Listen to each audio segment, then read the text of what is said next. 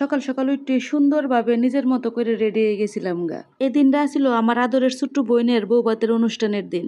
নিয়ম অনুসারে এই অনুষ্ঠানটা যেহেতু জামার বাড়িতে হয়, এর লেগে আজকে বউর বাড়ির মানুষেরা সবাই রেডি হয়ে আমরা যাইতেছি গা জামার বাড়িতে।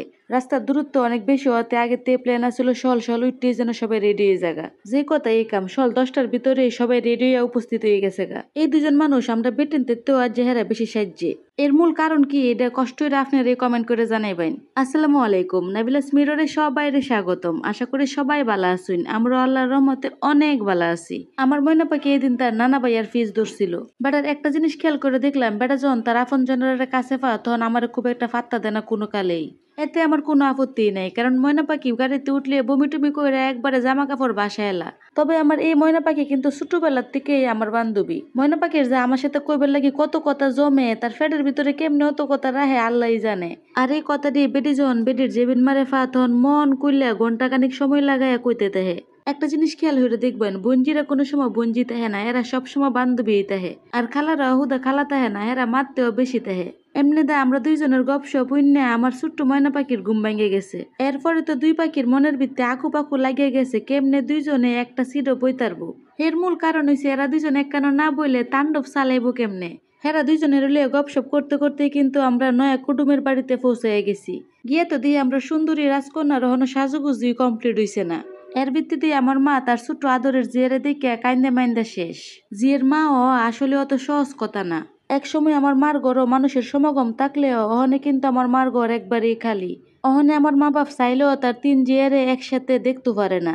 ছোটবেলাতে আদর যত্ন লেয়াপড়া করাইয়া বড় বানায়া নিজের ঘরের সৌন্দর্যরে পরের ঘরে উৎসর্গ করে দেওয়ান লাগে, এটা আসলে ছেলের মা বাপ ছাড়া কেউ বুঝে না। চিন্তা হলে দুনিয়ার নিয়ম আসলেই অনেক বেশি কঠিন। বইয়ের উফরেতে নামায় নিচে আনছে, কারণ আমরা নানু আবার উফরে উঠতারে না। আমরা ছোটবেলার সময়টা নানু নানা ভাইয়ের সাথে বেশি কাটছে। নানুরে জ্বালাইতে জ্বালাইতেই আমরা বড় হইছি। অহনে নানু বুড়ো হয়ে গেছে গা, কিন্তু আদর এক সিমডিও কমছে না। রাস্তা যেহেতু লম্বা লেগে বেশি দেরি না করে খাওয়া দাওয়ার আয়োজন শুরু হয়ে গেছে। আর কুটুম বাড়িতে তারা তাদের বিয়াইন মানে আমার বাপ মার লাগেও কাশির তুরার আয়োজন করছিল। এমনিতে আমরা ভাই বোনেরা নিজেরা গল্প গুজব করতে করতে খাওয়া দাওয়া শুরু করছিলাম। আনিরা নাবিলাফা আবার সহজ সরল হতে পরের বাড়ির খাওয়ান বেশি নষ্ট করে নাই। খাওয়া দাওয়া শেষে ফটোশুট শেষ করে আমরা আবার বউ লইয়া রওনা দিলাইছি। বিয়ের দিন বিয়ের লেবেলে আমরা বাড়িটা একবারে থমথমে নীরব হয়ে গেছিল গা। বইয়ের কান্দা দেখে তো সবাই রীতিমতো ডরাই গেছিল গা। এই বইয়ের 2 দিন পর্যন্ত জামার বাড়িতে রাহন যাবো কিনা এটি আসলে সবার চিন্তার বিষয়। ফাইনালি বিয়ের 2 দিন পরে নতুন বইয়ের বৌভাতের অনুষ্ঠান শেষে আমরা বাড়িতে লিয়ে আইছি।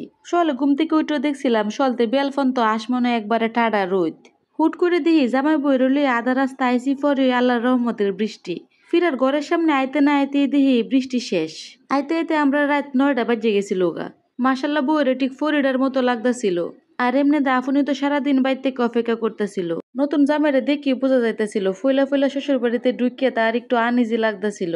বিশাল লম্বা জার্নি শেষে সবাই আয়া একটু রেস্ট করে নতুন হইরা আবার খাওয়া দাওয়াতে লাগে পড়লো। বিয়া বাড়ির মূল মজাই আসলে খাওয়ান দাওয়ান। সবাই নতুন জামাই বইয়ের লাগে দোয়া হরুন যে। আর যারা অহনো আমার পেজ নাবিলাস মিররে ফলো দিছেন না, তারা দায়িত্ব নিয়ে ফলো দিয়ে দিন যে। আর ভিডিওটা ভালো লাগলে শেয়ার দিয়ে রেখে দিন যে। আল্লাহ হাফেজ।